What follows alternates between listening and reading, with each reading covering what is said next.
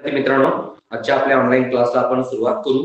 तर कालचा शाळेमध्ये केपीएससी एक्झाम असल्यामुळे काल क्लास झाला नाही. तर आज आपण भारतासमोरील आव्हाने या प्रकरणाचा पुढचा भाग आपल्याला बघायचा आहे. तर आपण 2 दिवसांमध्ये भारतासमोरील आव्हाने आणि उपाययोजना या प्रकरणाबद्दल 2 समस्या किंवा 2 आव्हानं बघितलेली आहेत. एक बेकारी आणि दुसरं भ्रष्टाचार, अशा 2 गोष्टी आपण बघितलेल्या आहेत. त्यानंतर पुढच्या ज्या गोष्टी आहेत, ज्या समस्या आहेत, तर त्या आजच्या आपण क्लासला समजावून घेण्याचा प्रयत्न करू. तर या ठिकाणी तिसरी समस्या किंवा तिसरं आव्हान जे दिलेलं आहे ते आपल्या एकंदर शासन व्यवस्थेतला तो एक सगळ्यात महत्वाचा भाग म्हणावा लागेल आज. कारण प्राचीन कालखंडापासून आपल्या देशामध्ये जी समाज रचना चाललेली आहे, तर या समाज रचनेला कुठेतरी विघातक अवस्थेकडे नेणारा भाग म्हणजे असमानता किंवा भेदभाव, अशा 2 गोष्टी आहेत. तर याच्या बाबतीत समाजशास्त्रामध्ये थोडासा भाग आपल्याला बघायचा आहे किंवा राज्यशास्त्रामध्ये सुद्धाही एका ठिकाणी याचा संदर्भ आहे. मागे एका प्रकरणामध्ये मी तुम्हाला याच्या बाबतीत सांगितलेलं आहे, सामाजिक आणि धार्मिक सुधारणा चळवळ या प्रकरणामध्ये सुद्धा. त्यामुळे याबद्दल जास्त डिटेल या प्रकरणामध्ये काही भाग दिलेला नाहीये. समाजशास्त्रामध्ये याच्या बाबतीतला जरा जास्त भाग दिलेला दिसतो. तर असमानता आणि भेदभाव, तर याच्यामध्ये नेमकं तत्व काय आहे? तर आज आपण आपल्या देशाचा जर विचार केला तर कमालीची असमानता, विषमता आज आपल्या देशामध्ये बघायला मिळते. मग ते संपत्तीच्या घटकावर असेल, समाज रचनेच्या घटकावर असेल किंवा इतर आणखी कुठल्याही घटकावर असेल, तर इथे आपल्याला असमानता मोठ्या प्रमाणावर दिसते. जसं अतिगरीब आहेत, दारिद्र्यातले लोक आहेत, मध्यम आहेत, गर्भश्रीमंत आहेत, जे आर्थिक दृष्ट्याही असमानता आपल्याला बघायला मिळते. दुसऱ्या बाजूला आपण जर बघितलं तर भेदभाव वेगवेगळ्या अंगानं आपल्या देशामध्ये प्रचलित.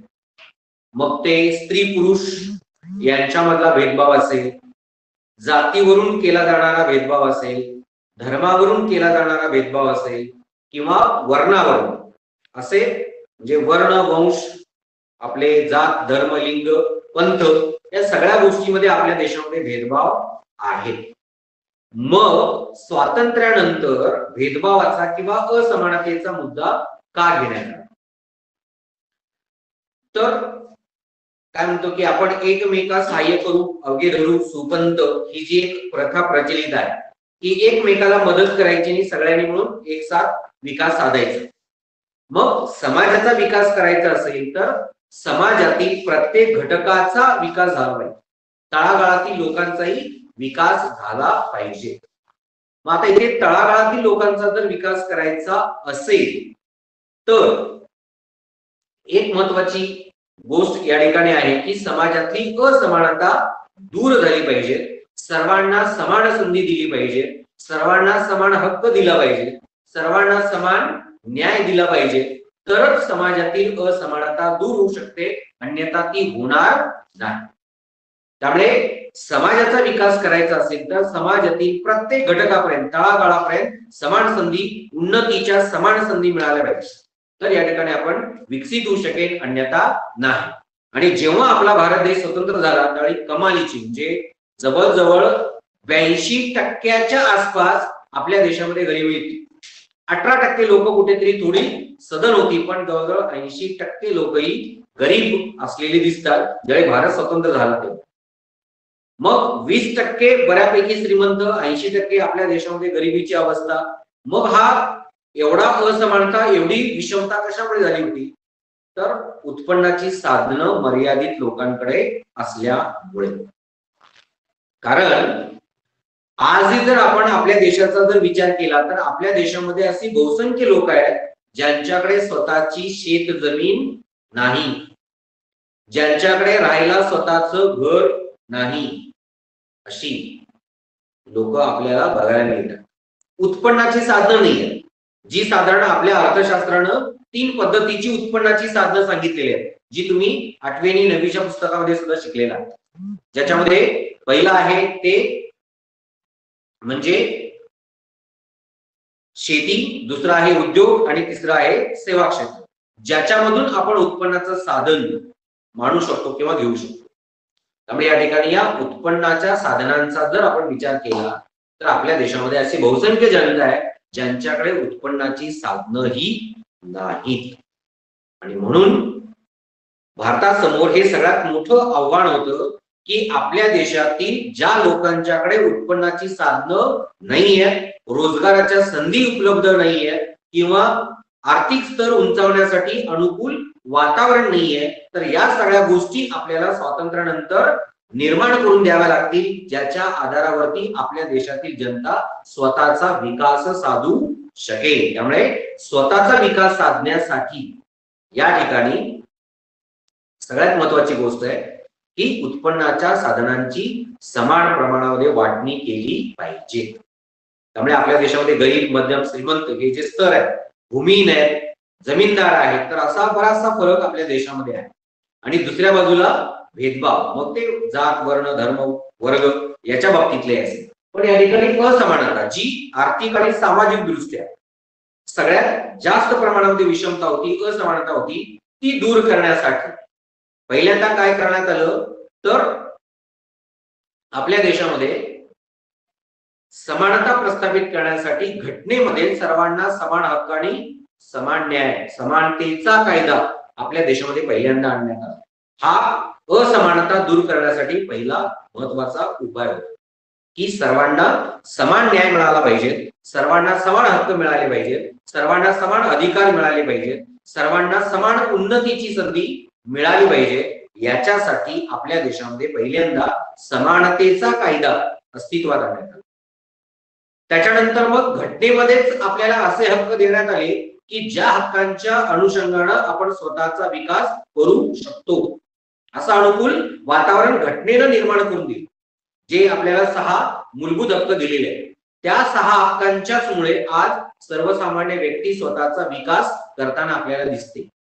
कारण त्याच्यामध्ये सुद्धा समान संधी आहे सर्वांना, आणि जर मिळत नसेल तर पुढे आरक्षणही दिलेलं आहे. त्यामुळे प्रत्येक जातीचा, धर्माचा समान विकास साधला जावा यासाठी आपल्या भारतीय राज्यघटनेनं आपल्याला काही हक्क दिलेले आहेत.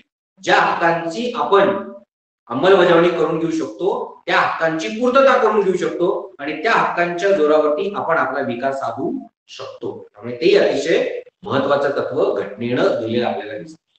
त्यामुळे समानतेचा कायदा आला, भारतीय राज्यघटनेमध्ये काही हक्क आणि अधिकार घालण्यात आले, तशी काही कर्तव्य सुद्धा घालण्यात आलेली आपल्याला दिसतात. त्यामुळे कायद्याच्या दृष्टीने आणि घटनेच्या दृष्टीने असमानता दूर करण्याचा प्रयत्न भारत सरकार किंवा प्रत्येक राज्याचं सरकार या ठिकाणी करताना आपल्याला दिसून येतो. आणि भेदभाव जो मग जात, धर्म, वर्ण, वर्ग असेल तर तो सुद्धा, आणि याच्यासाठीच मग आपण सर्वजण एक आहोत हे आपल्या भारतीय एकंदर प्रार्थनेमध्येही आहे की भारतात राहणारे सर्व रहिवासी हे एकमेकाचे बंधू आणि भगिनीनो आहेत, असं आपल्या पुस्तकातून सुद्धा छापलं जातं, जी प्रार्थना आपण म्हणतो. त्यामुळे आज समाजामध्ये एकता प्रस्थापित करण्याचा प्रयत्न, समानता प्रस्थापित करण्याचा प्रयत्न केलेला दिसून येतो. पण स्वातंत्र्यानंतर आपल्या देशामध्ये मात्र कमालीची असमानता होती, भेदभाव होते. जसं आपण सामाजिक आणि धार्मिक सुधारणा चळवळीच्या वेळी सुद्धा तुम्हाला मी सांगितलं की आपल्या देशामध्ये उच्च नीच, श्रेष्ठ कनिष्ठ याच्या बाबतीतली खूप मोठी दरी आपल्या देशामध्ये होती आणि ती दरी दूर करण्याचा प्रयत्न भारतीय राज्यघटनेनं केलेला आपल्याला दिसतो. त्यामुळे हे इथे महत्वाचं आहे. पुढे आहे प्रांतीयवाद. आता या प्रांतीयवादाच्या बाबतीत मात्र कलम तुम्हाला लक्षात ठेवायची आहे. जसं मी मागे तुम्हाला एकदा सांगितलं होतं की आपल्या पाठ्यपुस्तकामध्ये भारतीय राज्यघटनेतील अनेक कलम दिले आहेत आणि त्या कलमांवरती आधारित प्रश्न पडतोच. त्यामुळे इथे प्रांतीयवाद याच्या बाबतीत काही कलम आहेत. 371 जे, ए ते जे असं एक कलम आहे, ज्या कलमांच्या अनुषंगाने प्रांतीयवाद मिटवण्याचा प्रयत्न आपल्या देशामध्ये केलेला दिसून येतो. तर ते बघायचं प्रांतीयवाद. तर प्रांतीयवाद आणि जातीयवाद यांच्या व्याख्या एक समान. प्रांतीयवाद कशाला म्हणायचं, म्हणजे आपल्या देशामध्ये जी राज्य आहे त्यांचा संदर्भ या ठिकाणी. तर प्रांतीयवाद कशाला म्हटलं जातं, तर स्वतःच्या प्रांताबद्दल किंवा स्वतःच्या राज्याबद्दल अपार प्रेम आणि निष्ठा असणं यालाच प्रांतीयवाद असं. जसं महाराष्ट्रीयन व्यक्ती असेल तर महाराष्ट्राबद्दल त्याला अभिमान आहे. जर पंजाबचा असेल, शीख लोक असतील, तर त्यांना स्वतःच्या पंजाब प्रांताबद्दल अभिमान आहे, प्रेम आहे. त्यामुळे हे स्वतःच्या प्रांताबद्दल अपार प्रेम आणि निष्ठा असणं, यालाच आपण प्रांतीयवाद म्हणतो. जर असं राहिलं नसतं तर आपल्या देशामध्ये कदाचित एवढी कटुता लोकांमध्ये राहिली नसती. जसं इथे आपल्याला बेळगावमध्ये बघायला मिळतं की आपण सर्व मराठी भाषिक आहोत, ज्यांना कर्नाटकाबद्दल आस्था नाहीये पण महाराष्ट्राबद्दल आस्था, आणि महाराष्ट्राबद्दल आस्था आहे म्हणून कर्नाटकाच्या कानडी लोकांच्या बद्दल आपल्या मनामध्ये दुमत किंवा राग, चीड आहे. याला आपण प्रांतीयवाद असं म्हणतो. म्हणजे स्वतःच्या प्रांताबद्दल प्रेम आणि निष्ठा असणं, स्वतःच्याच प्रांताचा गौरव करणं, हे तत्व जिथे मांडलं जातं त्यालाच आपण प्रांतीयवाद असं म्हणतो. आणि हा प्रांतीयवाद आपल्या देशामध्ये जातीय दंगली जशा होतात तसं भारतीय समाजामध्ये अशांतता निर्माण करण्यासाठी प्रांतीयवाद सुद्धा उद्भवून येताना दिसतात. जसं बऱ्याच वेळा कृष्णा नदीच्या पाणी वाटपावरून महाराष्ट्र आणि कर्नाटक वाद बऱ्यापैकी होताना आपल्याला दिसतो. कर्नाटक आणि आंध्र प्रदेश यांच्यामध्येही वाद आहे कृष्णा नदीच्या पाणी वाटपावरून. त्यानंतर तमिळनाडू या ठिकाणी सिंहली आणि तमिळ असे दोन वंशीय लोक आहेत, ज्या दोन्ही वंशीयांमधील वाद आहे. म्हणजे सिंहली वंश हे म्हणतात की आपण श्रीलंकेतील आहोत आणि तमिळनाडूचा भागा श्रीलंकेला जोडला गेला, यांच्यामध्ये वाद असले आपल्याला दिसून येतात. त्यामुळे या ठिकाणी हे अतिशय महत्वाचं एकंदर भारतीय समाजामध्ये या प्रांतीयवादाबद्दल अशांतता निर्माण झाली. ती अशांतता दूर करण्यासाठी, जसं आता सीमावाद आहे असे अनेक राज्यांमध्ये सीमावाद, जसं आता आसाममध्ये सुद्धा बऱ्यापैकी वेगळा उद्रेक तिथे होताना आपल्याला दिसतो. त्यामुळे हा प्रांतीयवाद दूर करण्यासाठी, किंवा आपण सर्वजण एक आहोत, मानवजात एक आहे, आपला भारत एक देश आहे, तर हे तत्व कुठेतरी रुजलं जावं यासाठी 371 कलम क्रमांक 371 ए ते जे पोट कलम आहे. ज्या पोट कलमांच्या माध्यमातून प्रांतीयवादाची समस्या सोडविण्याचा भारत सरकारनं प्रयत्न केलेला आहे. आणि दुसरी गोष्ट, 371 या कलमानुसार एखाद्या प्रांतातल्या मागासलेल्या भागाला विशेष दर्जा देण्याचे काम केलेलं दिसतं. म्हणजे प्रांतीयवाद हा पूर्णपणे नष्ट झाला पाहिजे यासाठी एखाद्या प्रांतामध्ये जर मागासलेला भाग असेल तर त्या मागासलेल्या भागाला विशेष दर्जा देण्यासाठी सुद्धा या 371 जे कलमाचाही वापर केला जातो. तुम्हाला कर्नाटकाच्या बाबतीत इथे प्रश्न आहे की कर्नाटक राज्य सरकारनं कोणत्या कलमानुसार मागासलेल्या भागांना विशेष दर्जा दिला आहे, असा प्रश्न आहे. तर कर्नाटक राज्य सरकारनं 371 जे या कलमानुसार कर्नाटकामधील मागासलेल्या भागांना विशेष दर्जा दिलेला आहे. याच्यासाठी कर्नाटकामध्ये एक समिती गठीत करण्यात आलेली आहे.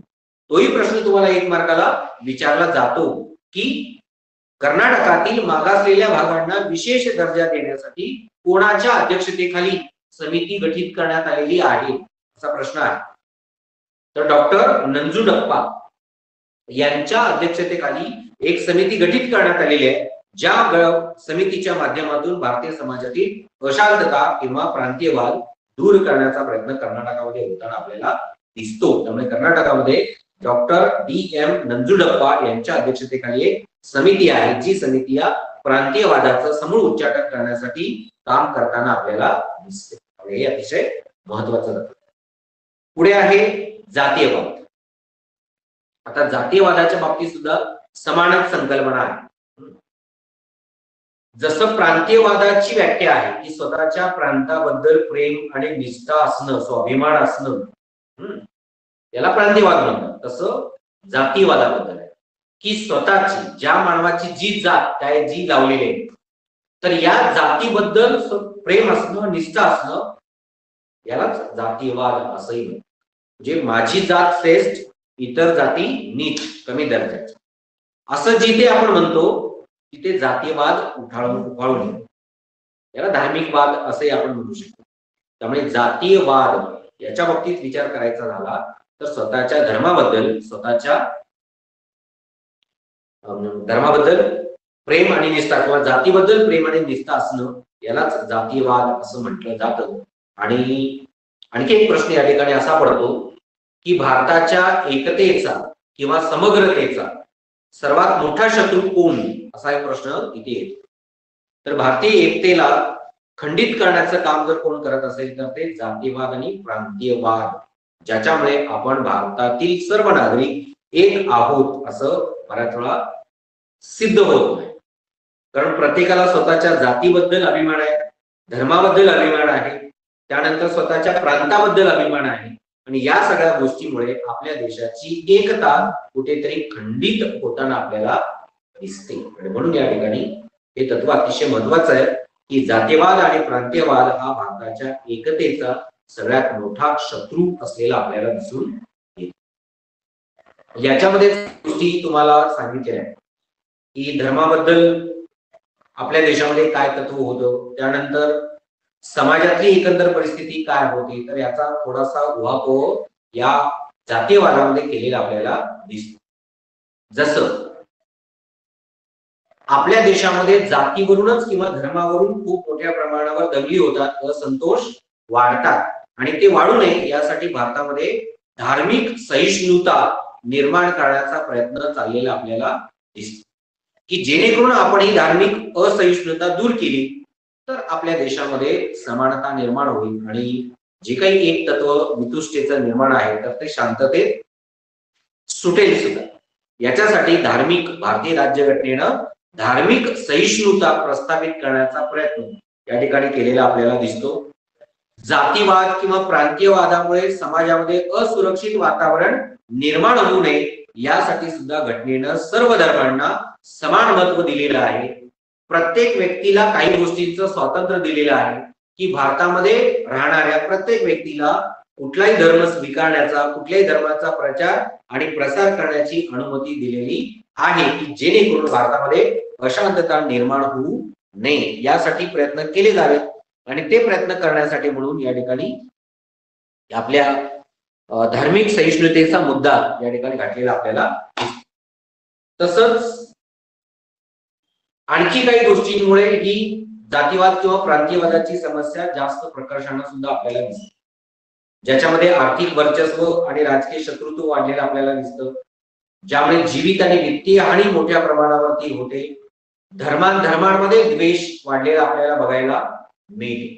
त्यामुळे या ठिकाणी हे तत्व अतिशय, आणि याला जर खतपणी कोणी घडलं असेल तर इंग्रजांनी याला जास्त खतपणी घातलेलं आपल्याला दिसतं. जे फोडाने राज्य करा ही जी नीती इंग्रजांनी आपल्या देशामध्ये रुजवली तर त्या गोष्टीमुळे आपल्या देशामध्ये बऱ्याचपैकी प्रांतीयवाद आणि जातीयवाद याचं उच्चाटन झालेलं आपल्याला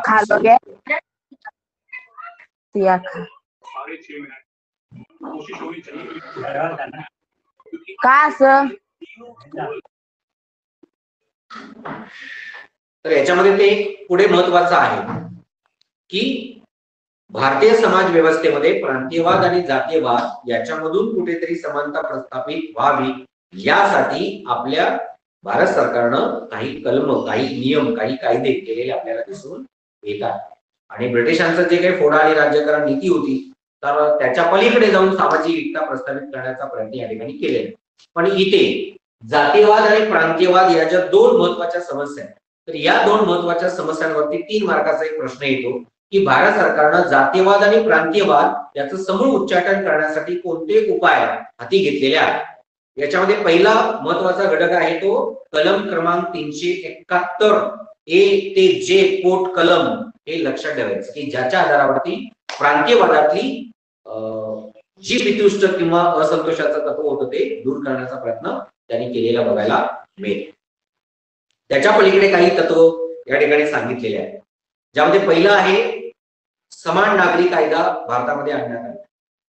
म्हणजे आपल्या देशामध्ये एकदा जन्माला आलं मग तो कुठल्या धर्मात आहे, कुठल्या जातीचा आहे, कुठल्या वंशाचा आहे, कुठल्या वर्गाचा आहे याचा विचार केला जात नाही. तर आपल्या देशामध्ये जन्माला येणाऱ्या प्रत्येक व्यक्तीला समान हक्क दिलेले, त्याला समान नागरी कायदा असतो.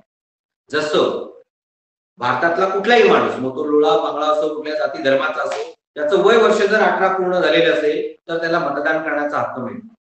वयाची त्याने 21 वर्ष पूर्ण केली की तो स्थानिक स्वराज्य संस्थांच्या निवडणुकीला उभे राहू शकतो. वयाची 25 पूर्ण केली की आमदारकीला उभं राहू शकतो. वयाची 30 वर्ष पूर्ण केली की तो खासदारकीला उभं राहू शकतो. हे जे तत्व नागरिक म्हणून प्रत्येकाला समान, इथे तो जातीचा धर्माचा कुठलाही विचार केला जात नाही. यालाच आपण समान नागरिक कायदा म्हणतो, की ज्याच्यामध्ये आपल्या देशामध्ये जन्माला येणाऱ्या प्रत्येक नागरिकाला समान हक्क समान अधिकार दिलेले आहेत, समान सुरक्षित कायदे दिलेले. त्यामुळे कायदा सुद्धा समान असलेला आपल्याला बघायला मिळेल. समानतेची वागणूक दिलेली आहे भारतीय राज्यघटनेच्या तत्वाने. पुढे आहे जातीतील मनोभावना दूर करण्याचा प्रयत्न केलेला आहे, ज्यामुळे सर्व जात सर्व धर्म एक समान मानण्याचा प्रयत्न, ज्याला धार्मिक सहिष्णुता असं म्हणतात. आणि या धार्मिक सहिष्णुतेला आपल्या पहिल्या पंतप्रधान पंडित जवाहरलाल नेहरू यांनी तर भारतीय संस्कृतीला विरघळणारी भट्टी अशी उपमा दिलेली आहे. म्हणजे आपल्या देशामध्ये कुठल्याही जातीचा धर्माचा व्यक्ती आला तरी तो इथे सामावून घेतला जातो.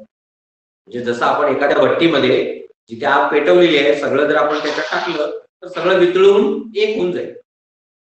तशी उपमा भारतीय संस्कृतीला पंडित जवाहरलाल नेहरूने दिलेली आहे, की भारतीय संस्कृती म्हणजे एक विरघळणारी भट्टी आहे, ज्या भट्टीमध्ये कुठल्याही जाती धर्माचा पंथाचा वर्गाचा माणूस सहजपणे मिक्सअप होतो.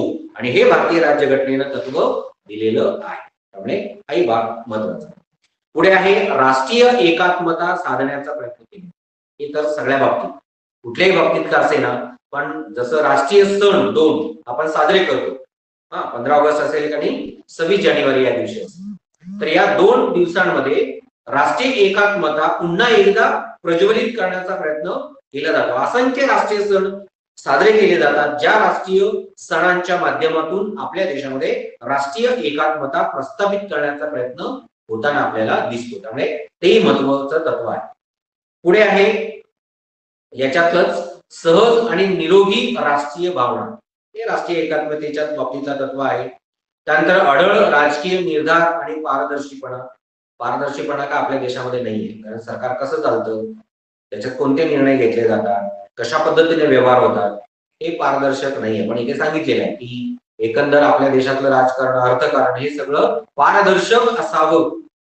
आताच आपण जर मोदी सरकारचा विचार केला की कोविड-19च्या कालखंडामध्ये जो काही आपत्कालीन निधी जमा करण्यात आला पीएम फंडामध्ये, तर त्याचा हिशोबच दिला जात नाही. म्हणजे आपल्या देशाच्या राजकारणामध्ये राजकीय व्यवस्थामध्ये इतकी पारदर्शकता नाहीये, पण इथे दिलेलं आहे. जर आपण प्रशासनामध्ये समाजकारणामध्ये पारदर्शकता आणली तर बऱ्यापैकी आपल्या देशामध्ये ही प्रांतीयवाद आणि जातीयवादाची मुळं राहणार नाही, ते उच्चाटन होऊ शकेल.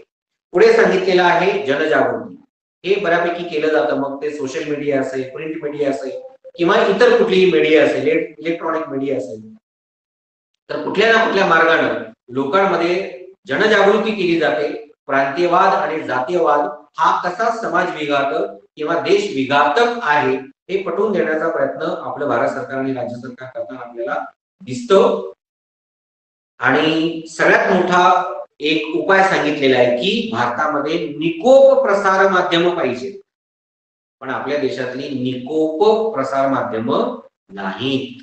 जी प्रसार माध्यम आहेत ती विकली जात आहेत आणि ज्याच्यामुळे सामाजिक तेढ मोठ्या प्रमाणावर वाढताना आपल्याला दिसते. पण जर आपल्या देशामध्ये प्रांतीयवाद आणि जातीयवाद याचं समूळ उच्चाटन करायचं असेल तर भारतामध्ये निकोप प्रसार माध्यम असली पाहिजेत, असा उपाय या ठिकाणी सांगितलेला आपल्याला दिसून येतो.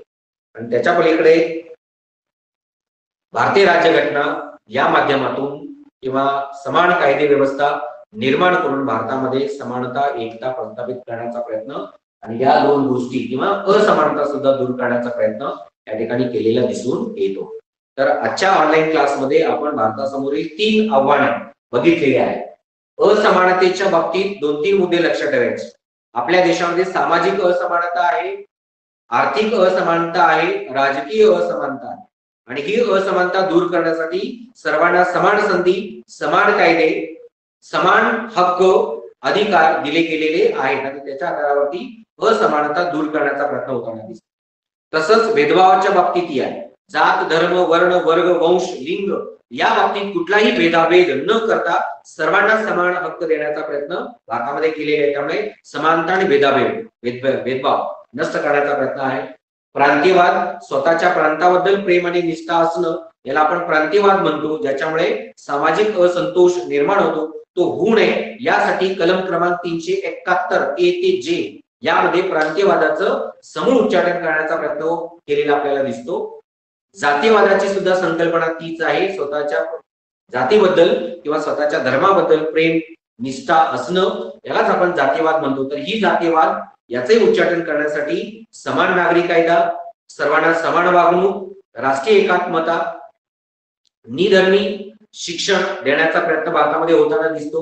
आढळ राजकीय निर्धार आहे ज्याच्यामध्ये पारदर्शीपणा आणण्याचा प्रयत्न भारत सरकार करताना दिसतं. आणि आपल्या देशातली जी काही प्रसार माध्यम आहेत, मग ती प्रिंट मीडिया असेल, इलेक्ट्रॉनिक मीडिया असेल, तर ती सगळी निकोप करण्यासाठी सुद्धा घटना काम करताना आपल्याला दिसते. तर अशा या 3 समस्या भारतासमोरील आव्हानांमध्ये आपण बघितलेल्या आहेत. तर आज या ऑनलाईन क्लासची वेळ संपत आलेली आहे, तर मी या ठिकाणी थांबतोय. तर भारतासमोरील आव्हाने ही जी प्रकरण आहेत त्याच्यातल्या 5 समस्या आपण बघितल्या आहेत. आणखी 2 शिल्लक आहेत ते आपण सोमवारी बघू आणि सोमवारी आपण हे प्रकरण संपवायचं आहे. तर आतापर्यंत जेवढा भाग झालेला आहे तर याचे नोट्स तुम्हाला आज मी देईन. ते नोट्स पूर्ण करायचे. ज्यांनी अजूनही इतिहासच्या वह्या आणून दिलेल्या नाहीये तर त्यांनी सोमवारी आणून द्यायच्या आहेत. तर या ठिकाणी मी आजचा ऑनलाईन क्लास या ठिकाणी थांबवतोय. धन्यवाद.